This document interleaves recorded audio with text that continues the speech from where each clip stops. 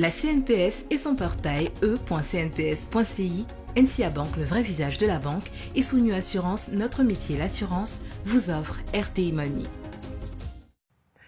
Vous êtes bien devant RTI Money, votre magazine qui s'intéresse aux banques et aux établissements financiers, aux assurances et à votre couverture sociale, aux finances et à la gestion de votre patrimoine. Zoom ce soir sur le financement de certaines PME, celles qui ne peuvent pas bénéficier du financement auprès d'institutions de microfinance et qui n'entrent pas non plus dans les catégories prises en compte par le secteur bancaire dit classique. Vous l'aurez compris, mesdames et messieurs, nous nous intéressons ce soir à la mésofinance et nous en parlons avec notre invité, directeur général de la filiale ivoirienne de la compagnie financière africaine Cofina, leader de la mésofinance en Côte d'Ivoire. Si Ahmed Touré, bonsoir. Bonsoir Justine. Merci d'accepter notre invitation sur le plateau d'RTI Money. Avec vous, je le disais, on parlera de l'épineuse question du financement des PME et de mésofinance. Mais avant, voici notre sommaire, le sommaire de cette émission, avec Stéphanie qui nous parlera de bons plans pour mieux terminer le mois de Ramadan. C'est bien cela. Alors nous sommes dans le mois du Ramadan, un mois dans lequel règne une atmosphère de piété, de partage. Donc ce soir, nous allons vous proposer des offres spéciales conçues exclusivement pour l'occasion. Et puis juste sur votre gauche, il y a Aceta qui nous emmènera dans votre univers avec un reportage sur la mésofinance. Tout à fait, Justine. Alors ce soir, on parle de financement des PME avec la mésofinance comme une bonne alternative pour ces petites entreprises qui sont très souvent exclues des systèmes bancaires traditionnels. Et puis Landry, celui qui aime décortiquer les chiffres, vous avez pour nous des chiffres qui concernent la production d'or en Côte d'Ivoire. Oui, il y a une production aurifère qui s'est bonifiée au fil des années. Pour l'année 2023, la production ivoirienne s'est établie à 50 tonnes, un record pour le pays. Nous y reviendrons dans quelques petites minutes. Et nous avons hâte, Landry, de découvrir les chiffres impressionnants de ce secteur. C'est pourquoi nous y allons maintenant. Voici Éco-Chiffres.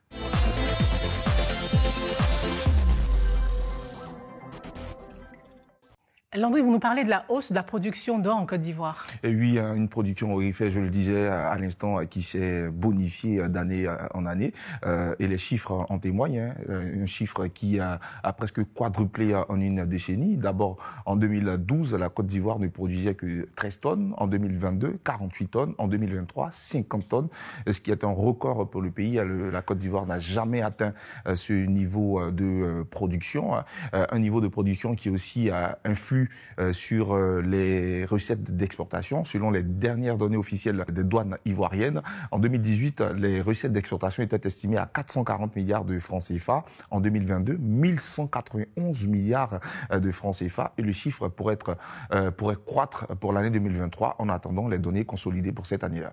Alors, comment pourrait-on expliquer ce bond quand on sait que notre pays produisait que 5 tonnes il y a 10 ans? Alors, j'ai sélectionné quelques éléments pour expliquer cela. Dans un premier temps, il y a le code minier qui a été révisé en 2014, qui a favorisé la venue des investisseurs. Il y a eu de plus en plus de mines sur l'étendue du territoire ivoirien. Pour l'année 2023, 14 mines d'or industrielles ont été identifiées à travers tout le pays, près de 227 mines d'or semi-industrielles à travers tout le pays et 149 artisanales en activité. À côté de cela, il faudrait notifier l'inauguration de 3 mines d'or pour la seule année 2023. La dernière en date, c'est celle de Lobo à Daloa dans le centre-ouest de la Côte d'Ivoire. Cette mine a nécessité près de 168 milliards de francs CFA d'investissement. Elle aura une production de 3 tonnes sur une durée de 9 années et avec une exploitation qui devrait générer près de 156 milliards de francs CFA. Et qui sont les autres producteurs sur le continent? Alors, selon le dernier classement, c'est-à-dire en attendant celui de 2023, World Gold Council, c'est un organisme qui est représentatif du secteur aurifère. Le top 3 africain est dominé par la zone ouest africaine avec en premier le Ghana qui produit près de 127 tonnes. En deuxième position, vous avez le Mali avec 101,7 tonnes. Et en troisième position, vous avez le Burkina Faso avec 96,2 tonnes. La deuxième zone qui produit de l'or sur le continent, c'est la zone australe avec l'Afrique du Sud qui est en quatrième position avec une production de 92,6 tonnes. Après, vous avez la Tanzanie et le Zimbabwe qui produisent aussi de l'or sur le continent africain. Ensuite, dans le classement, vous avez la Guinée, la Côte d'Ivoire à 48 tonnes, on rappelle que ce sont les données de 2022, et le Niger qui produit exactement 34,5 tonnes. Alors, si Ahmed Touré, on sait que l'or, c'est important pour les financiers, les banquiers, est-ce que c'est une bonne nouvelle, cette hausse de production dans notre pays? Alors, il faut dire que cette croissance de production d'or en Côte d'Ivoire est une excellente nouvelle, d'autant plus que notre cher ami, il a parlé de l'augmentation des recettes d'exportation, ce qui nous ferait une bonne manne de devises pour le pays, et également au travers des différents investissements qui s'effectuent sur ces différentes mines. C'est une opportunité pour les banques, mais également pour toutes les populations qui feront partie de ce processus de développement des mines. En tout cas, merci Landry pour tous ces détails. Alors maintenant, découvrir et décortiquer la mésofinance dans ce reportage à suivre avec Aceta dans le 24 heures avec.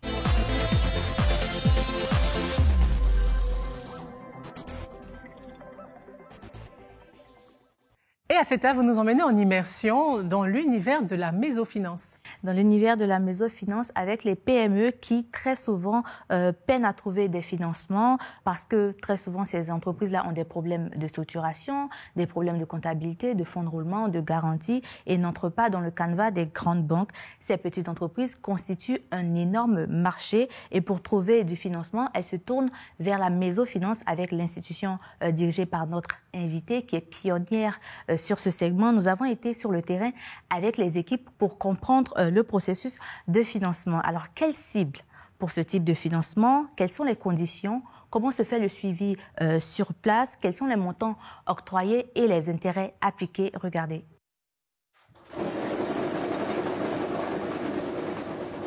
Cette machine, c'est la nouvelle acquisition de cette PME spécialisée dans la fabrication de briques. Une machine capable de produire plus de 1000 briques par jour.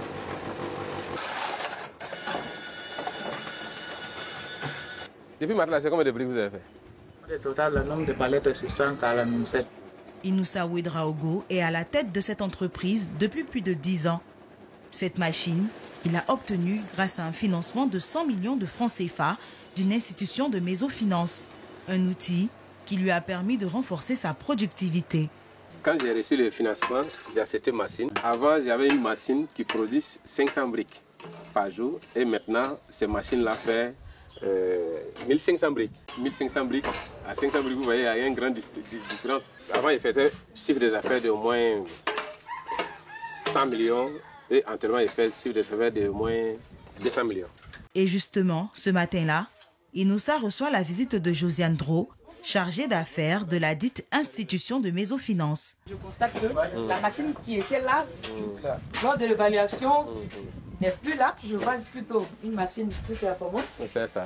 Elle effectue cette visite mensuelle chez ses clients pour s'assurer que le financement accordé a été utilisé conformément aux objectifs convenus. En général, pour tous nos dossiers de crédit, nous faisons des visites inopinées chez le client. Et le client, par nos visites, peut avoir des préoccupations. Nous avons certes financé pour une acquisition de machines, mais le client a également une quincaillerie. Il peut nous solliciter par derrière pour un fonds de roulement, pour qu'il ait toujours du stock. Donc le but encore, c'est de fidéliser la relation clientèle avec notre entreprise. Josiane poursuit sa série de visites, cette fois-ci chez une autre PME, en quête d'un financement de 20 millions de francs CFA. Et comment ça se passe, votre activité? L'activité commence à prendre de l'ampleur, donc pour plus d'influents, il faudrait que je vais auprès de vous pour que vous essayiez de m'accompagner. Marius Nguessan est le demandeur. Il est propriétaire de ce garage qu'il a fondé il y a 7 ans. Son entreprise génère un chiffre d'affaires annuel de 40 millions de francs CFA. Ce prêt, s'il réussit à l'avoir, va lui permettre d'entamer ses projets d'extension. Ce prêt, c'est juste m'accompagner pour m'implanter en dehors d'Abidjan, exemple San Pedro, Boaké et vers la fin sur Yamoussoukro. Je n'ai qu'un seul point élévateur, que vous le constatez. Donc acheter déjà le point élévateur, il tourne aux environs de 4 millions. Le compresseur pour le clim, il tourne autour de 6,5 millions. Et puis réhabiliter encore la structure pour conquérir des nouveaux clients. L'objectif de cette visite, c'est d'évaluer la viabilité du projet du client. Le client, certes, nous transmet de la documentation, mais nous venons sur le terrain pour constater ce qu'il est. Parce qu'il veut peut-être un prêt, il va nous envoyer un facturier où les chiffres sont vraiment super bon. Donc là, quand nous sommes sur le terrain et avec nos échanges, parfois les clients nous donnent la bonne documentation et nous basons sur ça pour pouvoir faire notre analyse financière.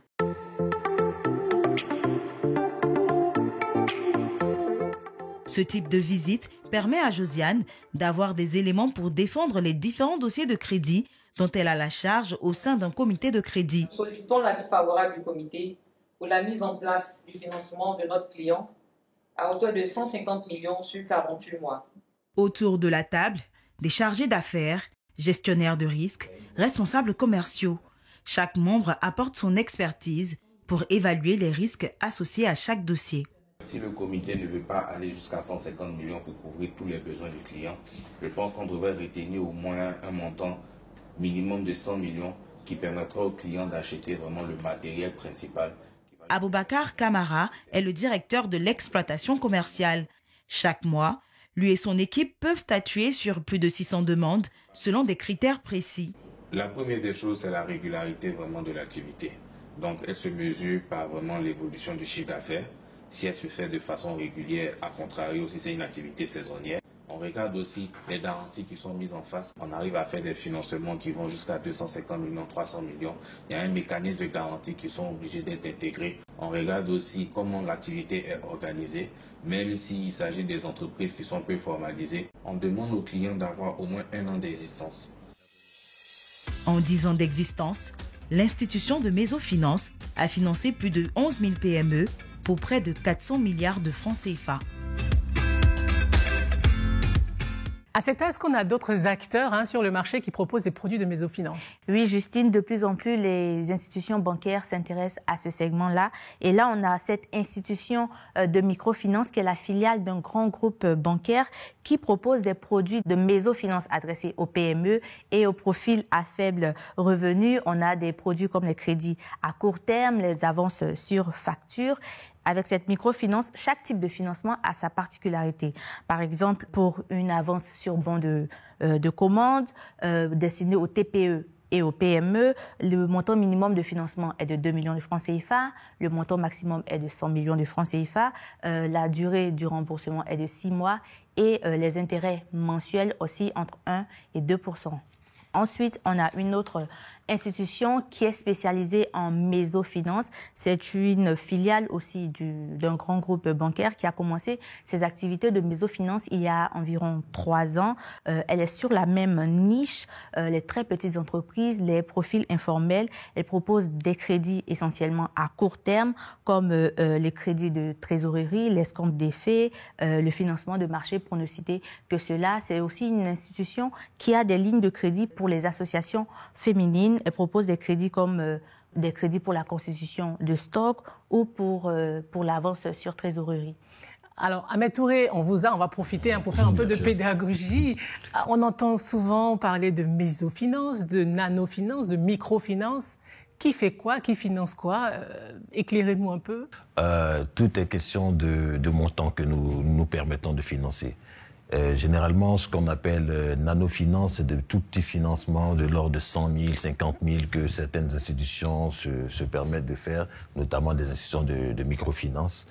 Et on a des montants un peu plus élevés que les banques traditionnelles ont l'habitude de faire. Et ensuite, on a ce qu'on appelle la mésofinance, où nous intervenons, qui est le chaînon manquant entre la banque classique et la microfinance traditionnelle, où nous proposons des montants un peu plus importants parce que ces différents acteurs ne bénéficient pas de structures ou d'organisations permettant d'être analysés par les grandes banques, par les banques, et donc pas suffisamment structurés pour ces banques-là, mais ayant des besoins un peu trop importants pour la microfinance traditionnelle. Et là, nous intervenons avec la mésofinance qui permet d'analyser cela et de combler ce chaînon manquant au financement des entreprises. Merci pour votre éclairage et merci à Aceta. Passons à présent au bon plan de Stéphanie pour parler des bons tuyaux pour mieux terminer le mois de Ramadan.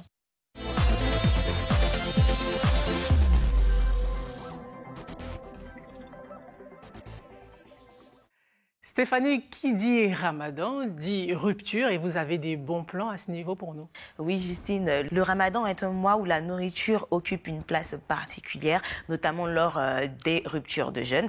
Et ça, les services traiteurs l'ont bien compris. Donc, ils proposent des offres, des menus spéciaux pour l'occasion. Donc, nous allons aller tout de suite avec ce service de restauration-là qui propose des menus spéciaux à emporter, permettant ainsi à chacun de profiter des saveurs authentiques du Ramadan dans le confort de son foyer. Donc là, vous avez plusieurs formules. La formule rupture collective avec des tarifs qui vont de 8 000 à 12 000 francs CFA par personne. La formule barquette collective à partir de 2 500 francs CFA et des plateaux repas iftar à partir de 15 000 francs CFA. Ce sont des plateaux que vous pourrez partager avec plusieurs personnes. Et en fait, pour une meilleure prise en charge, ce service-là vous invite juste à commander 72 heures avant.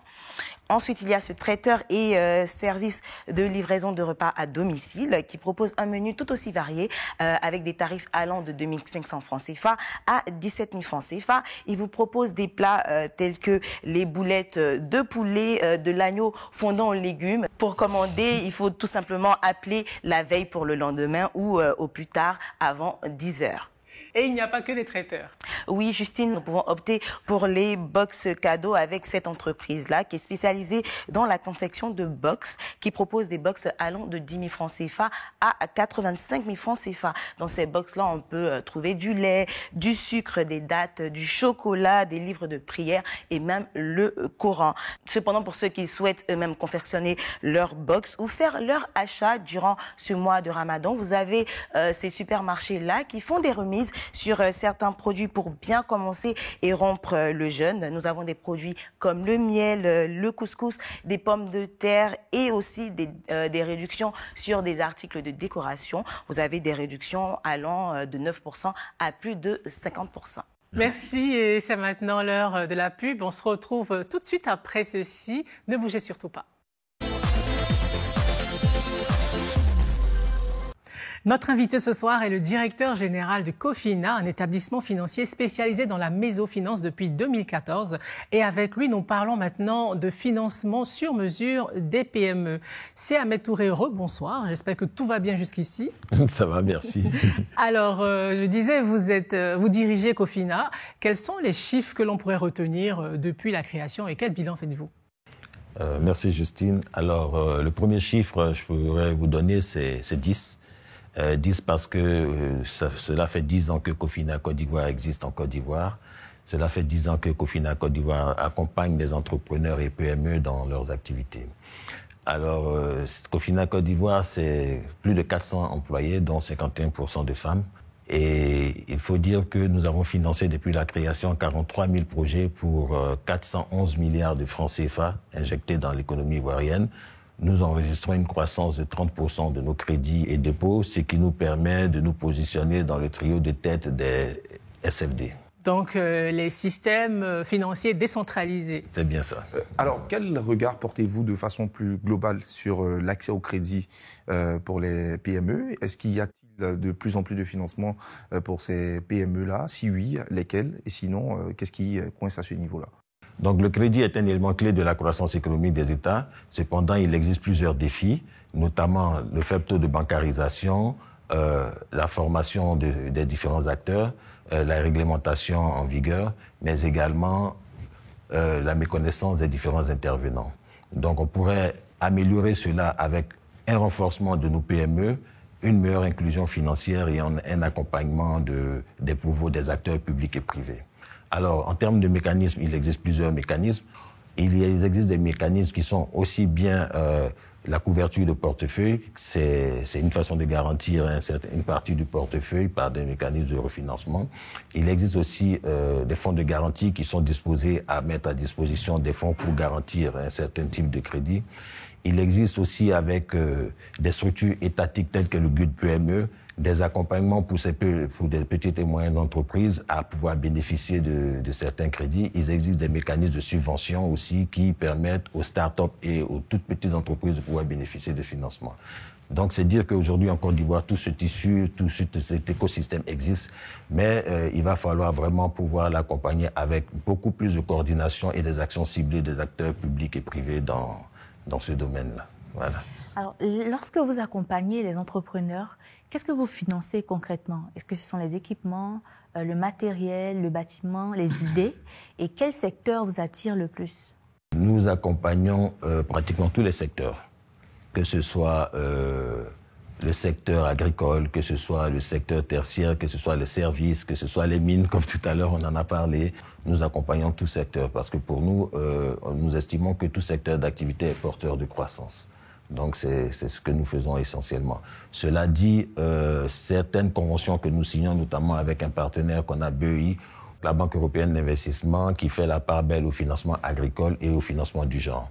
Tandis que nous avons d'autres financements, d'autres conventions qui font la part belle au financement des pharmaciens ou des médecins. Donc, selon les différentes conventions que nous signons, nous nous permettons de financer en particulier un secteur d'activité. Donc, vous avez jusqu'à présent financé plus de 11 000 PME, ce qui représente plus de 400 milliards de francs CFA. Où est-ce que vous trouvez tout cet argent pour financer justement ces PME? Okay. Alors, il faut dire que de par notre agrément de microfinance, nous sommes autorisés à collecter l'épargne auprès des populations. Donc, notre première source de financement, c'est l'épargne, c'est les comptes d'épargne, c'est les comptes courants que les clients ouvrent à nos guichets. Mais secondo, nous avons les DAT, ce qu'on appelle les dépôts à terme. Nous proposons des dépôts à terme à nos clients. Donc, ces dépôts-là sont constitués sur une durée bien précise avec un taux négocié avec ces clients-là. Mais il faut dire que l'épargne locale ne suffit pas pour financer l'intégralité des projets. 43 000 projets à 411 milliards, c'est énorme. Et donc, nous avons recours à certains partenaires et bailleurs nationaux ou internationaux avec qui nous levons des ressources selon un cahier de charges bien défini, comme je l'ai dit, avec la Banque européenne d'investissement. Et au final, nous faisons refinancer des fois pour des financements ponctuels au travers des banques classiques comme tout acteur économique. Voilà. Quid des taux? Souvent, les PME se plaignent des taux, de la lourdeur de ces taux-là. Qu'est-ce que vous en dites? Il faut dire que, comme j'ai pu le décrire tout à l'heure, les taux découlent des ressources que nous avons obtenues, notamment des bailleurs, des dépôts à terme de nos clients, des comptes d'épargne, tout ça. Et donc, c'est la première constituante des taux que nous refacturons à nos clients. Ensuite, la deuxième constituante, c'est le risque que nous avons sur le secteur d'activité financière. Ces taux-là sont complètement plafonnés. Au niveau des SFD, nous sommes aux alentours de 24%, tout compris en termes de taux effectif global. Et généralement, les taux, en fonction des garanties, en fonction de tout ce que j'ai pu citer, peuvent varier, peuvent se trouver en dessous de cela. Alors, on vous a vu dernièrement aux côtés de la CNPS avec une convention. Justement, que dit cette convention? Et puis, pourquoi c'était important pour vous d'accompagner la CNPS? Merci. Le partenariat avec la CNPS cadre parfaitement avec notre mission, qui est d'apporter de la valeur ajoutée à nos partenaires. Alors donc, avec la CNPS, nous nous permettons, avec la CNPS, d'offrir à nos différents partenaires des services de couverture sociale, tels qu'une retraite. Il faut dire que nos entrepreneurs sont des personnes clés de leur activité et lorsqu'elles ne peuvent plus exercer après de longues années de travail, doivent pouvoir bénéficier d'une retraite. Et donc, c'est une opportunité pour ces entrepreneurs-là. Aussi pour la dame qui se trouve être enceinte et qui ne peut plus exercer pendant un certain moment, c'est des prestations que la CNPS pourrait couvrir.